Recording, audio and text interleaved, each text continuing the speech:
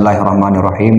Qala al-musannifu rahimahullahu ta'ala wa nafa'ana wa nafa'ani min ulumihi wa barakatihi fid dharain amin ya rabbal alamin. Jadi faslun fima yata'alaku bil maiti min huslihi wa takfinihi wa sholati alaihi wa dafnihi. Jadi fasal di sini menjelaskan tentang berkaitan mayit. Ini mayit itu memiliki hak, yaitu dimandikan, dikafani, disolati, dan dikuburkan. Nah, tentunya di situ nanti ada beberapa hal yang kita harus ketahui dari pengecualian. Pengecualian ada nanti yang tidak wajib disolati, ada yang nanti dikafaninya tidak sempurna. Untuk itu kita penting untuk membahas ini. Jadi bismillahirrahmanirrahim, wa ilazamu ala tariqi fardil kifayah fil mayyit al muslimi ghairil muhrimi wa syahidi arba'atu asya. Jadi ada 4 hal yang wajib dikerjakan bagi muslim ketika ada mayit. Nah, ini mayitnya yang tidak dalam keadaan ihram ihram haji, ataupun tidak dalam keadaan syahid. Syahid itu adalah orang Islam yang ikut berperang, terus perangnya melawan kafir harbi, kemudian meninggalnya karena perang. Itu ya. Jadi orang Islam yang ikut perang melawan orang kafir dan meninggalnya sebab perang. Nah, ini namanya syahid. Ini syahid dunia akhirat. Memang ada yang sering kita dengar, orang tenggelam itu syahid, orang meninggal kebakaran syahid, orang terkena robohan bangunan juga syahid. Tapi syahidnya itu syahid akhirat. Syahid akhirat itu ketika dalam hal mengenai kewajiban-kewajiban ini, itu tidak ada beda dengan orang yang meninggal biasa. Yang dimaksud syahid di sini yang tidak boleh dimandikan dan tidak disolati, itu adalah ketika syahidnya dalam keadaan perang melawan orang kafir dan meninggalnya karena perang. Nah, ada 4 yang harus dilaksanakan. Jadi kadang-kadang 4 ini nggak bisa dilaksanakan. Contoh memandikan. Ini ada kasus, misal ada kasus mayitnya ini kebakar misal, atau mungkin naudzubillah kecelakaan, enggak dimungkinkan mandi. Ketika mandi nanti rusak mayitnya, sehingga diapakan? Maka ditayamumi. Itu satu. Kadang juga ada kasus dilalah, Bu. Satu desa karena mungkin belum tahu mengenai kewajiban ini, itu yang tahu misal laki-laki, kemudian yang meninggal perempuan. Nah, maka apa yang harus dilakukan? Nggak boleh dimandikan, Bu. Jadi yang harus dilakukan ditayamumi bihailin. Ditayamumi dengan ada perantara. Ada apa? Ada, maksudnya itu nggak langsung bersentuhan. Jadi laki-laki menemukan mayit perempuan, atau sebaliknya perempuan menemukan mayit laki-laki. Ini nggak boleh dimandikan, haram. Harus ditayamumi dengan perantara, nggak langsung dengan kulit. Sama dengan ini as-shaghir alladzi lam yablugh hadda syahwah.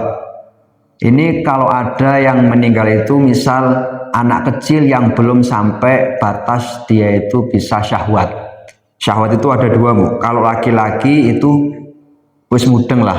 Bahasa Arabnya intisyarul dzakar, artinya sudah ada reaksi dari kemaluannya. Tapi kalau perempuan itu mailul qalbi, jadi nandelok laki-laki iku wis ono kesemseme. Ini syahwate perempuan seperti ini, beda. Nah, ini berarti sudah batas syahwat. Ini kalau belum, maksudnya ya belum itu berarti kisaran umur 7 tahun ke bawah ya mungkin.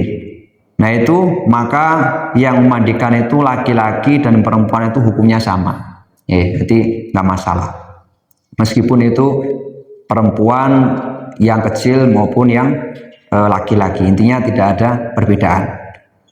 Kemudian itu mandi Bu ya, ada kasus sekarang seperti itu. Kemudian mengenai mengkafani. Mengkafani ini enggak harus seperti yang normal pada umumnya Bu. Kadang-kadang kalau misal kagak ada, itu bisa digantikan dengan lubsu hayyan min harir wa ghairihi. Pakaian yang dia itu ketika dalam keadaan hidup. Jadi yang wajib ditutupi itu kan semuanya itu, kalau laki-laki berarti bainus surah warubah, di antara pusar dan lutut. Memang nggak umum ya, tapi ini menjadi pengganti. Kalau perempuan semuanya. Nah, terus wassalatu alaih ba'dal ghusli aw ba'di wujuban, dan setelah dimandikan, dikafani, terus wajib disolati. Nah, ini ada kasus lain Bu. Fa'in falau ta'adzara tuhruhu. Misal ada mayit ini yang sulit disucikan. Contohnya, kan waqa fi hafratin, dia itu jatuh di lubang. Jatuh di lubang atau di sumur Bu ya. Kemudian angel dikeluarkan, nggak bisa disucikan, nggak bisa dikeluarkan. Nah, maka lam shalla alaih, tidak disolati. Jadi kalau nggak bisa disucikan itu Bu, ini beda dengan yang ini, beda dengan yang seperti tadi. Misal kecelakaan terus nggak bisa dimandikan, itu beda. Ini sama sekali tidak bisa disucikan. Nah, maka tidak boleh disolati. Pokoknya langsung di situ setelahnya berarti dikuburkan. Kalau misal nggak bisa dikeluarkan ya dikubur di situ. Nah, hal-hal ini tuh difikirkan oleh para ulama, karena yang namanya kejadian-kejadian itu kan nggak menentu ya, nggak menentu. Sehingga ketika tidak diatur, nah itu kita semuanya kebingungan. Gimana ini kan gitu ngurusnya. Kemudian setelah disolati, kemudian dimakamkan. Nah ini Bu, kalau misal di situ tidak mungkin dimakamkan, ini ada hukum yang sama dimakamkan. Seperti halnya orang yang dilemparkan di laut misal Bu, itu hukumnya sama dengan dimakamkan. Oke, sama dengan itu. Dilalah Bu, sulit untuk digali nih tanah, digali sulit. Nah, sehingga gimana? Maka solusinya itu di tanah apa-apalah atau pasir, terus sehingga dia ditutupi dengan pasir itu. Ini hal-hal ini meskipun jarang, tapi kita seyuknya bisa mengetahui Bu, ketika ada cerita-cerita yang mungkin langka, sehingga kita itu bisa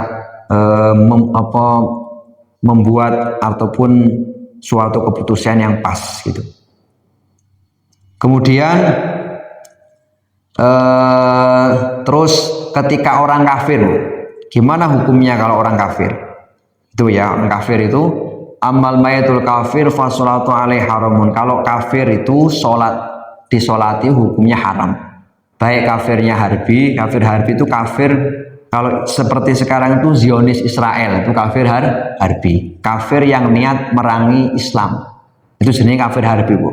Nah, kayak misal Amerika, maksudnya Amerika lah, kayak misal nggak langsung, kayak misal Australia atau mungkin Chinese segala macam itu semuanya ya nggak harbi. Harbi pokoknya yang memerangi Islam. Ini jenis kafir harbi. Ini disolati hukumnya haram. Sama dengan harbi itu zimian. Zimian itu ini Bu, zimian itu adalah kafir yang sebetulnya bayar pajak ke negara. Tapi sebetulnya Bu, orang Islam itu nggak wajib bayar pajak. Kita itu nggak wajib aslinya secara hukum asal. Jadi yang wajib bayar pajak itu jenengane kafir zimmi. Kafir zimmi itu intinya yang bukan Islam, yang bertempat di negara mayoritas Islam. Jadi untuk dilindungi keamanannya, sama seperti orang Islam maksudnya loh, itu diberikan kewajiban bayar pajak. Nah, kalau di Indonesia itu bukan kafir dhimmi kalau bahasanya, karena semuanya kan kita bayar. Maka kalau saya ngenang itu jenengannya kafir mustakman, kafir yang diakati untuk aman semua, berdamai karena adanya NKRI Pancasila. Jadi bukan kafir dhimmi. Kafir dhimmi ini kalau zaman biyen mungkin di Madinah, di Mekah itu semuanya yang bayar upeti, Bu. Ya. Terus kalau seperti itu juga sama intinya, kafir harbi maupun kafir dhimmi disolati hukumnya haram, nggak boleh. Sama disolati, Bu, berarti sama dengan didoakan. Nah terus piye nak neng keluargane do Islam terus dia murtad, atau mungkin kafir ketawal. Murtad itu berarti lebih kurang ajar, lebih nggak tahu diri, Bu. Ya, karena sudah menerima hidayah. Kafir murtad itu diibaratkan sudah menerima hidayah terus dibuang dengan meremehkan segala macam, sehingga murtad ini lebih daripada kafir, Bu, aslinya. Ya. Nah ini gimana kalau misal minta didoakan? Nah maka untuk mensiasatinya, Bu, ya tahlilan itu diadakan. Kan yang kafir itu hanya beliau misalkan, hanya dia, yang lain keluarganya enggak misal. Ya dikirimi aja ila hadrati kan. Nah pas si kafir ini dia didiamkan saja gitu loh, karena di situ wilayahnya itu udah beda loh, Bu. Kita udah nggak bisa ada penyambung untuk bisa mendoakan. Berbeda ketika masih hidup, mudah-mudahan mendapatkan hidayah. Jadi ketika udah meninggal ini sudah tidak ada kewajiban, bahkan tidak dibolehkan. Nah tapi kalau dimandikan itu bolehkan. Misal ada kafir dhimmi, terus kemudian kafir dhimmi itu artinya yang saudara selain Islam, boleh intinya. Terus saudara-saudaranya Islam, ini dimandikan hukumnya boleh. Wajibu takfir dhimmi wa dafnihi dzul harbi wal murtad. Dimandikan boleh, kemudian dikafani. Tapi kalau untuk kafir harbi ini, Bu, untuk kafir harbi yang memerangi Islam itu hukumnya pokoknya kalau misal nggak dipendem, misal, Bu, ya, atau murtad ini sama, nggak dipendem terus nggak dikafani itu dibolehkan, Bu. Ngeri, Bu, ya. Jadi orang murtad ini secara hukum mengenai hal ini tuh ngeri. Jadi sudah tidak diwajibkan menguburkan, sudah tidak diwajibkan untuk mengkafani. Ini murtad, sama dengan kafir. Jadi kemudian amal muhrim, kalau orang ihram ini mengkafaninya, kalau misal laki-laki itu tidak boleh ditutupi kepalanya, jadi harus terbuka. Kalau perempuan nggak boleh ditutupi wajahnya. Nah alasannya itu gini, Bu. Alasannya kenapa bisa seperti itu? Li'anal ihrama la yabtulu bil mauti. Ternyata orang yang meninggal dalam keadaan ihram haji ataupun umroh itu tidak bisa batal hanya sebab mati, Bu.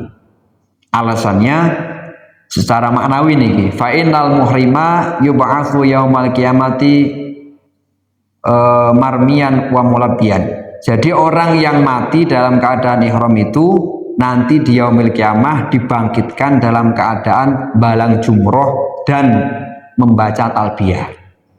Nah ini maknawi, Bu. Artinya alasan yang tidak bisa kita akal, secara akal biasa. Kemudian kalau syahid, orang yang syahid tadi yang seperti tadi, orang Islam yang meninggal sebab perang melawan orang kafir dan matinya sebab perang.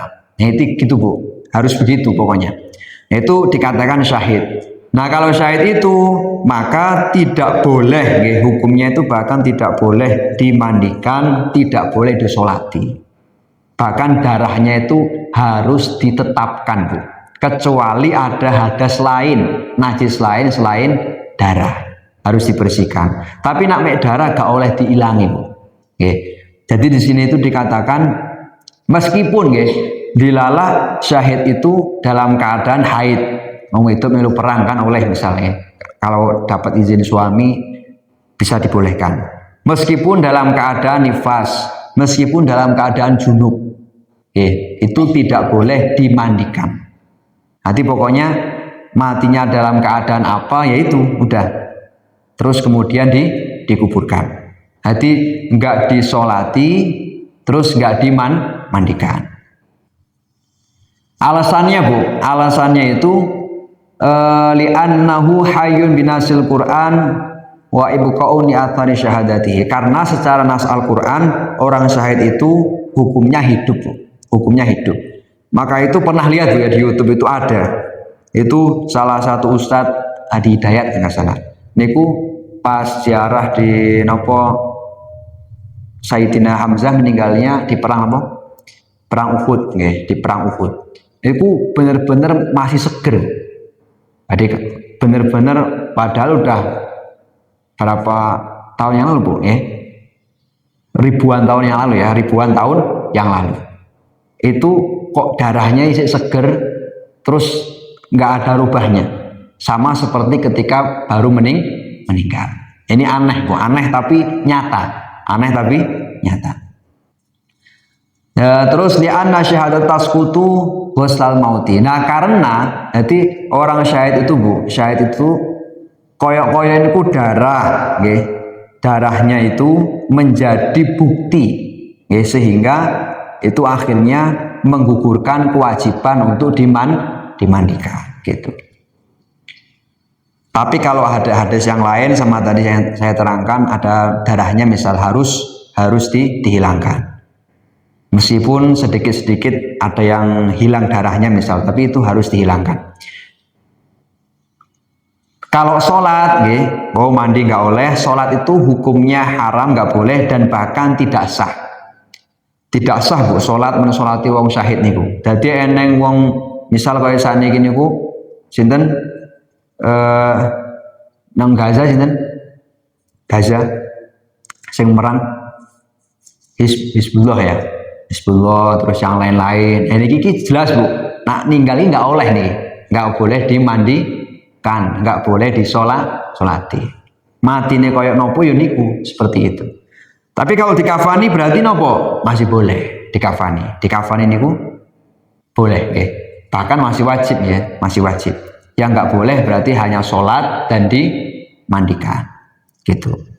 Alasannya itu ta'ziman lahu, untuk menghormati orang syahid. Karena ternyata orang syahid niku bi istighnai anid du'ail ghair, enggak butuh doane dewi Bu, wong syahid niku. Jadi wong syahid itu enggak butuh doane orang yang masih hidup, gitu. Sehingga sholat kan doa loh maksudnya. Dan itu enggak dibutuhkan lagi ketika mati dalam keadaan syahid. Karena itu ada perbedaan Bu dengan titeni Bu. Nak pemimpin Islam niku ki selain berjuang tapi yo pengen mati. Yo delalah pengen meninggal maksudnya. Ya secara fakta iki koyo wonten. Coba koyo model Donald Trump awet Bu, padahal iki kan luar biasa toh, tapi gak mati. Begitu nah niki fakta. Karena tadi jenengan pikir, yo karena seperti itu Bu, karena selain kok memang berjuang, cita-citanya yang luhur adalah mati dalam keadaan berjuang. Ngonten niku. Ini memang beda tuh, seperti kita sangat jauh lah gitu. Jadi cita-citanya mati dalam keadaan membela Islam. Nonton milih Bu, jenengane Yahya Sinwar. Yahya Sinwar niku salah satu pemimpin Hamas, itu Hizbullah ya, Hamas gitu. Niku Hamas niku salah satu yang bela Gaza lah intinya. Niku Kiambae pernah mengatakan seperti ini Bu, saya itu lebih seneng mati dalam keadaan mati dibom oleh rudal Israel daripada mati sakit kena COVID misal Bu ya, kena wis pokoknya enggak tak seneng jadi. Tapi nak kena rudal Israel seneng. Ya ternyata diijabah Bu, diijabah niku. Jadi Israel niku menganggap Yahya Sinwar iki ngumpet terus. Ternyata enggak Bu faktanya. Jadi melu perang di garda depan, tapi Israel enggak ngerti. Mas pokoknya eneng bangunan dibom. Nah ternyata di situ ada Yahya Sinwar, rahimahullah taala, meninggal di situ. Jadi mati dalam keadaan betul-betul dapat rudal Israel. Ini pemimpin Islam nih. Dah, kemudian iku terus yang harus kita ketahui juga Bu, yang kadang kita tahulah mengenai ini, itu orang yang keguguran, keguguran.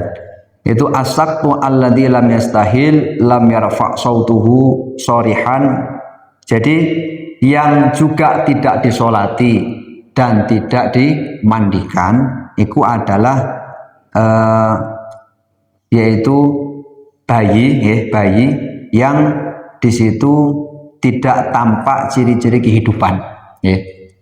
Jadi ketika maksudnya ketika lahir itu tidak ada gerakan, tidak ada tangisan. Nah maka hukumnya adalah tidak boleh disolati dan tidak boleh dimandikan. Tapi kalau menunjukkan tanda-tanda gerak, misal gerak tok gerak, atau mungkin yang lainnya tanda-tanda kehidupan, maka hukmuhu kal kabir, maka hukumnya sama dengan orang yang meninggal dalam keadaan dewasa, gitu.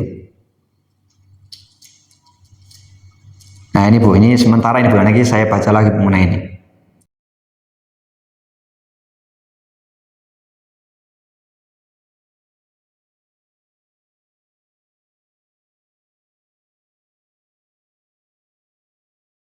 Kira-kira ada yang ditanyakan, saya persilakan Bu.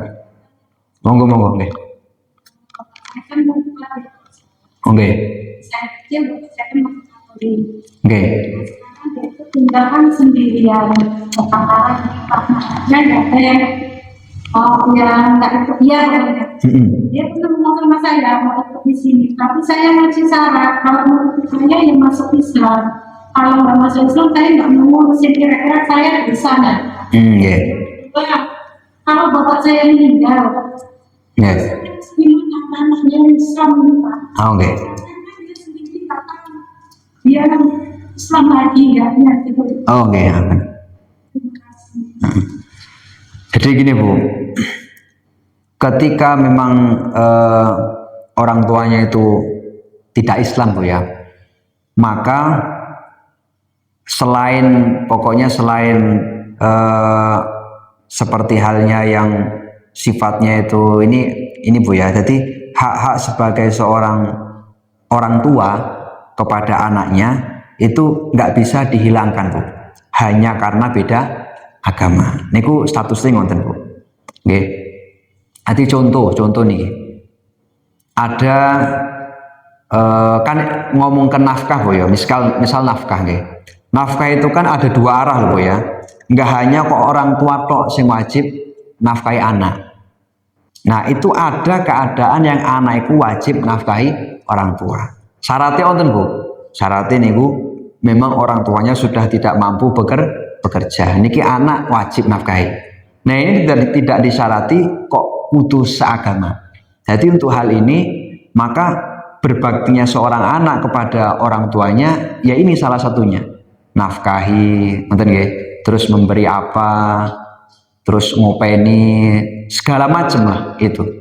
Kalau saran saya begini Bu, ketika memang hatinya legowo Bu ya, kalau pasnya itu kan misal gampangnya itu kita itu ya misal Bu ya, kalau misal serumah itu masih berat misalnya, itu ya yang berdekatan lah kalau bisa, gitu Bu ya. Jadi kalau bisa serumah itu masih berat, tapi minimal cari tempat yang bisa berdekatan, misal begitu. Kalaupun misal harus serumah nih. Nah, memang di situ ada begini Bu ya. Contoh. Jangankan yang ini Bu ya, jangankan yang katakanlah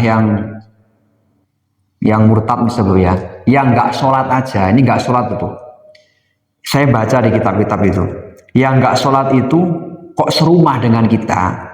Niki abot Bu, kadang-kadang ki misal nggih adik jenengan nggih, kadang anak dengan, tapi ada hukumnya Bu. Jadi wong sing nggak sholat wae ketika dalam serumah iku diusahane harus minimal itu ada ini Bu, ada unsur apa nggih jenengane iki ingkar tenanan ngoten. Kalau iso dipisah, tapi nggak iso dipisah, misal ya memang nggak bisa dipisah, misal ya kudu di apa bengkerengi lah cara nang atine. Niku sing nggak salat. Napa meneh sing memang dalam keadaan murtad. Ngoten nggih. Jadi memang nak cara ikhtiyati kula niku kalau bisa berdekatan, ngoten Bu.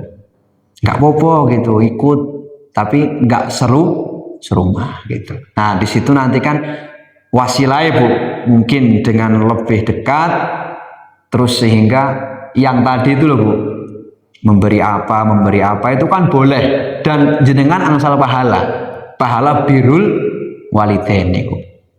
Mudah-mudahan dengan seperti itu terus konsisten, terus sembari berdoa iso balik meneh gitu loh. Itu Bu ya. Nah kalau misal nopo nggih ndelalah niku sinten mawon niki. Enten tiyang sepah kok meninggal dalam keadaan nggak Islam. Memang Bu, secara aslinya itu nggak ada yang tahu nggih. Jadi nak cara ngomong asli niku Bu, Islam atau tidak itu di akhirat nanti Bu. Karena itu nanti ada hukum orang munafik. Tapi Bu, hukum di dunia ini itu berlaku ketika ada tanda-tanda dia itu nerima Islam, yaitu dengan mau mengucapkan itu hukumnya di situ, gitu. Jadi kalaupun mau mendoakan Bu, misal kan ngedongane, nggih, yo dungane mungkin ngene acarane, pokoknya orang ngerti aslinya Gusti dengan mbuh Islam apa ora. Nah, utawa misal Islam mudah-mudahan kan ngoten nggih, utawa misal Islam mudah-mudahan diampuni derajat apa diangkat derajatnya, kemudian dosa-dosanya dimaafkan. Kalaupun ndak Islam mudah-mudahan yo siksane diringankan atas dasar pasti setiap orang itu pernah nggawe keapian Bu. Ini doa nggak salah Bu ya, asli nggak salah. Aku mbene kelingan karena gini, ternyata Bu, orang non-Islam itu ketika memberi sedekah ke kita itu oleh ganjaran. Oke, meskipun ada yang mengatakan ganjaran ini tok nang dunya, tapi ada yang mengatakan enggak. Contoh nih, pamane Kanjeng Nabi sing jenengane Abu Lahab. Niku di kitab-kitab masyhur Bu. Jadi setiap dino Senin niku siksane diringanke. Sebab ketika kelahirannya Kanjeng Nabi niki nggih ponakane nggih, pas lahir itu senenge luar biasa. Nah, Abu Lahab niki duwe budak jenengane Suwaibah Al-Aslamiyah. Nah, budak niki larang lho ya.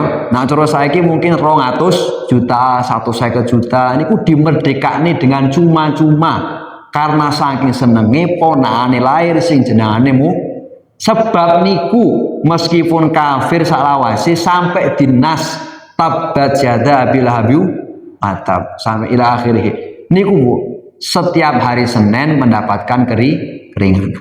Jadi ini jelas Bu dalilnya Bu ya. Jadi dungane wonten Bu. Nah Islam mudah-mudahan diangkat derajate, dimaafkan kesalahannya.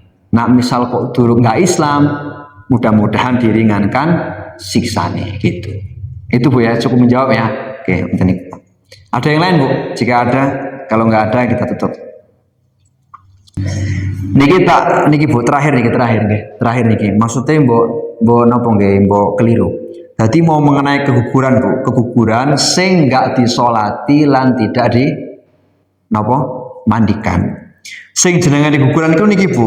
Guguran itu maksudnya ngenten. Jadi adalah al-walad an-nazil qabla tamamihi. Jadi anak sing lahir sebelum wayahe.